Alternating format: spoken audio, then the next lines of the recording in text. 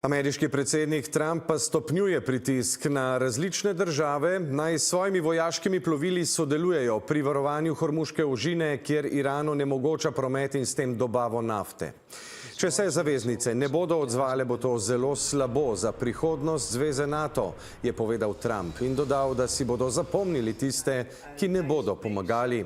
No, za zdaj je odziv na Trumpove zamisli o skupni operaciji v Hormuški ožini precej mlačen, poroča Tadeja Lampret.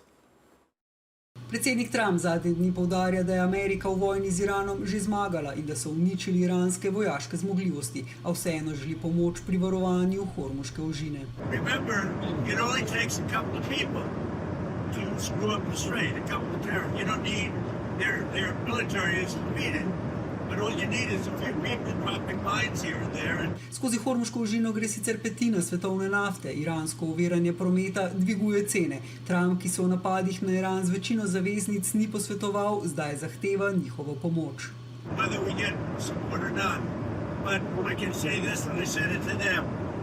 We will remember. V intervjuju za Financial Times je dejal, da bo za prihodnost NATO zelo slabo, če se zaveznice ne bodo odzvale.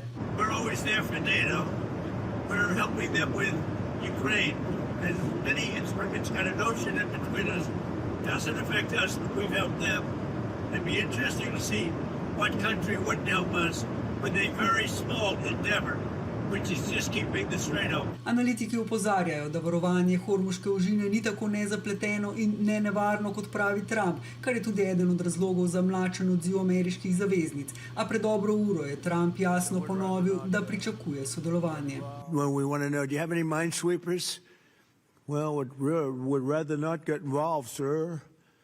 I said, for 40 years we're protecting you and you don't want to get involved in something that is very minor. Trump je zavezniške države že večkrat kritiziral, da Ameriko izkoriščajo. Opozarja jih tudi, da so pri dobavi nafte precej bolj odvisne od Hormuške ožine, kot pa so ZDA. Cene nafte ga ne skrbijo, saj pravi, da bodo strmoglavile po koncu vojne. Kdaj bo to, pa ni povedal.